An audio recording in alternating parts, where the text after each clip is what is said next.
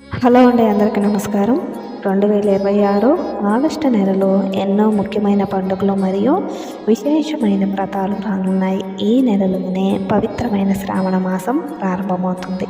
వరలక్ష్మి వ్రతం, మంగళ గౌరీ వ్రతం, నాగపంచమి, పుత్రద ఏకాదశి, రాఖీ పౌర్ణమి, శ్రీకృష్ణాష్టమి, సంకటహర చతుర్థి వంటి ఎన్నో పుణ్యదినాలు ఈ నెలలో ఉన్నాయి. అందుకే ఈ వీడియోలో ఆగస్టు నెలలో వచ్చే ముఖ్యమైన పండుగలు, వాటి విశిష్టత, శుభ ముహూర్తాలు, శ్రావణ మాసం ప్రారంభం తేదీ, శ్రావణ మాసంలో పాటించాల్సిన నియమాలు, శ్రావణ శుక్రవారాల విశేషాలు, అలాగే వరలక్ష్మి వ్రత విధానం గురించి పూర్తిగా తెలుసుకుందాం.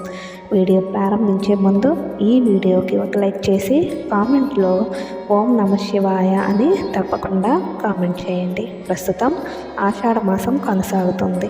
ఆగస్టు 12వ తేదీ వరకు ఆషాఢ మాసమే ఉంటుంది. అందువల్ల ఆగస్టు 12 వరకు శుభకార్యాలకు అనుకూలమైన ముహూర్తాలు ఉండవు. అయితే ఆగస్టు 13వ తేదీ నుండి శ్రావణ మాసం ప్రారంభమై సెప్టెంబర్ 11వ తేదీ వరకు కొనసాగుతుంది.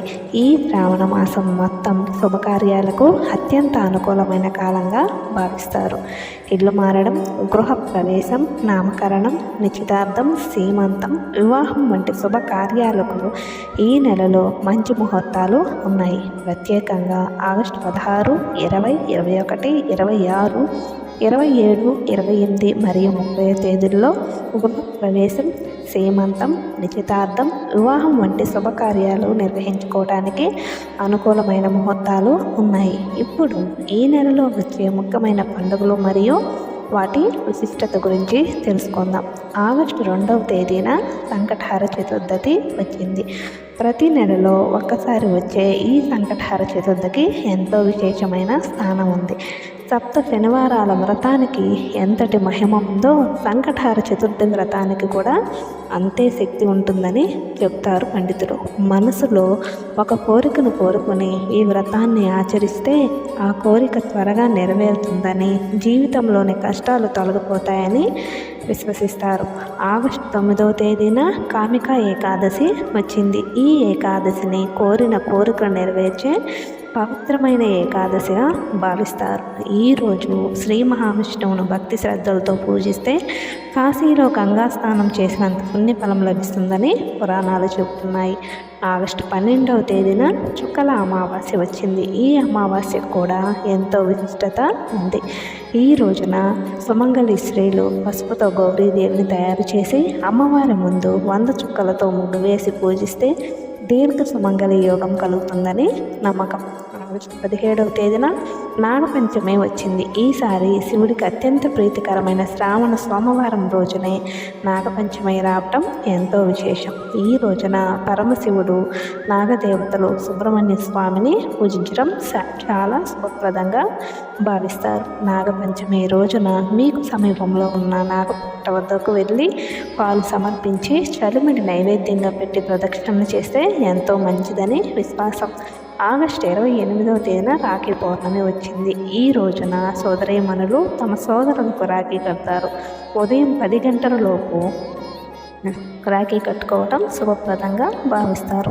అలాగే సెప్టెంబర్ 4వ తేదీన కృష్ణాష్టమి వచ్చింది. ఈ రోజున శ్రీకృష్ణ పరమాత్మను భక్తి శ్రద్ధలతో పూజిస్తే మంచి ఫలితాలు లభిస్తాయని చెబుతారు. ఇప్పుడు శ్రావణ మాసంలో పాటించాల్సిన కొన్ని ముఖ్యమైన నియమాలను తెలుసుకుందాం.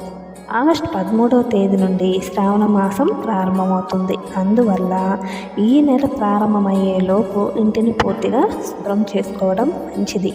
అలాగే ఒక చిన్న దక్షిణావృత శంఖం తెచ్చుకుని పూజ గదిలో ఉంచండి. శంఖం ఉన్న ఇంట్లో దరిద్రం ఉండదని, ముఖ్యంగా శ్రావణ మాసంలో శంఖాన్ని ఇంటికి తీసుకువస్తే లక్ష్మీదేవి యొక్క అనుగ్రహం ఎల్లప్పుడూ ఉంటుందని విశ్వసిస్తారు. లక్ష్మీదేవికి అత్యంత ప్రీతికరమైన వాటిలో తామర పూసల మాల కూడా ఒకటి.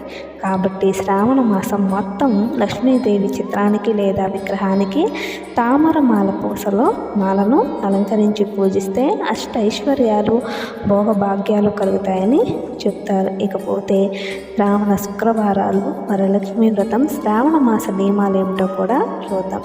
ఈ సంవత్సరం శ్రావణ మాసంలో మొత్తం 4 శ్రావణ శుక్రవారాలు వచ్చాయి. మొదటిది ఆగస్టు 14, రెండవ శ్రావణ శుక్రవారం ఆగస్టు 21, మూడవ శ్రావణ శుక్రవారం ఆగస్టు 28, నాలుగవ శ్రావణ శుక్రవారం వచ్చి సెప్టెంబర్ 4. సాధారణంగా పౌర్ణమికి ముందు వచ్చే శుక్రవారం రోజునే వరలక్ష్మి వ్రతం ఆచరిస్తారు. అందువల్ల ఈ సంవత్సరం మీరు 21వ తేదీన వరలక్ష్మి వ్రతాన్ని ఎంతో భక్తి శ్రద్ధలతో జరుపుకోవాలి.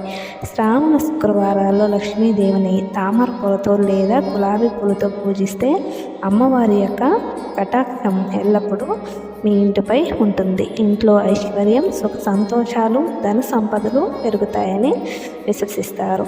ఇకపోతే తులసి పూజ యొక్క విశిష్టత కూడా శ్రావణ మాసంలో తప్పనిసరిగా తులసి కోటను పూజించాలి.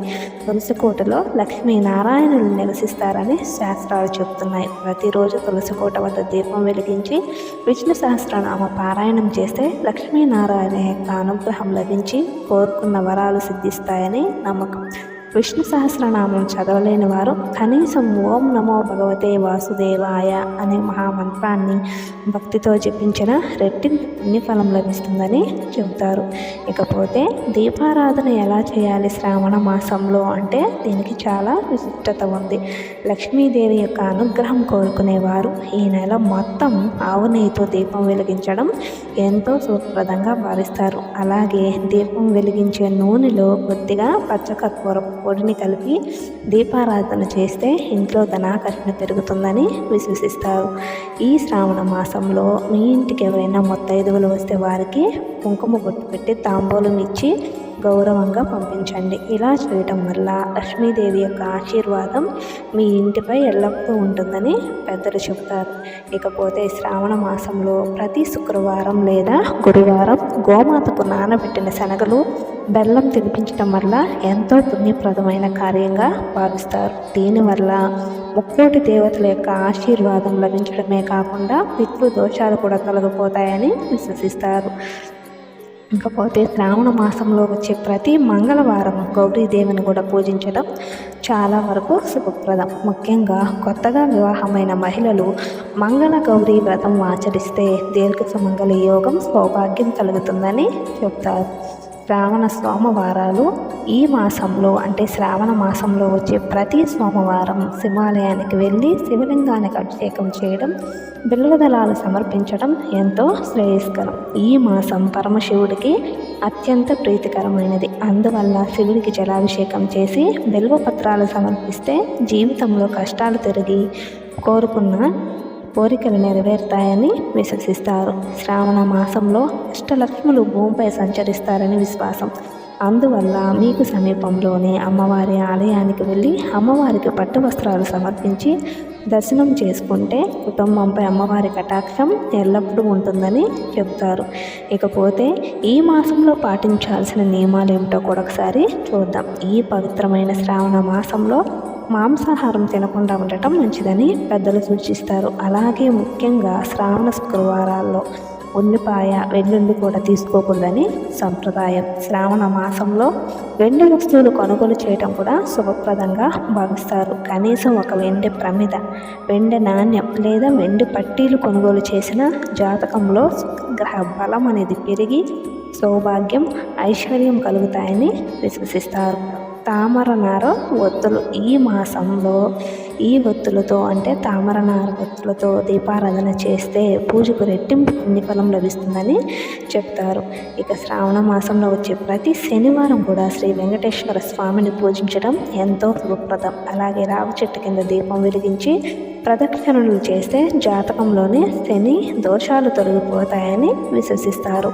అనారోగ్య సమస్యలతో బాధపడేవారు ఈ శ్రావణ మాసంలో వచ్చే ప్రతి ఆదివారం సూర్య భగవానుడికి ఆరోగ్యం సమర్పించాలి. ఒక రాగి చెంబులో నీళ్లు తీసుకొని అందులో ఎర్రటి పూలు, అక్షంతలు వేసి సూర్యదేవునికి సమర్పిస్తే ఆరోగ్యం మెరుగుపడి ఆరోగ్యాలు కలుగుతాయని చెప్తారు.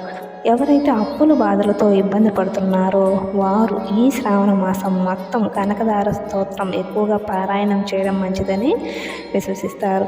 శ్రావణ మాసంలో కనీసం ఒక్కసారైనా పరమశివుడికి పంచామృతాలతో అభిషేకం చేస్తే ఆరోగ్యాలు శుభ ఫలితాలు కలుగుతాయని చెప్తారు. ఈ శ్రావణ మాసంలో తప్పనిసరిగా మీ ఇంటి గుమ్మం ముందు స్వస్తిక్ గుర్తు వేసుకోండి. సంప్రదాయ విశ్వాసం ప్రకారం ఇది ఇంట్లోకి దుష్ట శక్తులను ప్రవేశించకుండా కాపాడి శుభ శక్తులను ఆహ్వానిస్తుందని భావిస్తారు. ఇలా ఈ పవిత్రమైన శ్రావణ మాసంలో ఈ నియమాలను భక్తి శ్రద్ధలతో పాటిస్తూ దేవతలను ఆరాధిస్తే లక్ష్మీదేవి యొక్క కటాక్షం, పరమశివుని అనుగ్రహం, శ్రీ మహావిష్ణువుని యొక్క ఆశీస్సులు లభిస్తాయని పెద్దలు చెప్తున్నారు. ఈ వీడియో కానీ మీకు నచ్చి ఉపయోగకరంగా అనిపిస్తే తప్పకుండా ఒక లైక్ చేయండి. మీ కుటుంబ సభ్యులు మరియు స్నేహితులతో షేర్ చేయండి. ఇలాంటి మరిన్ని ఆధ్యాత్మిక వీడియోల కోసం మన ఛానల్ను సబ్స్క్రైబ్ చేసుకొని బెల్ ఐకాన్ను ప్రెస్ చేయటం మర్చిపోవద్దు. ధన్యవాదములు.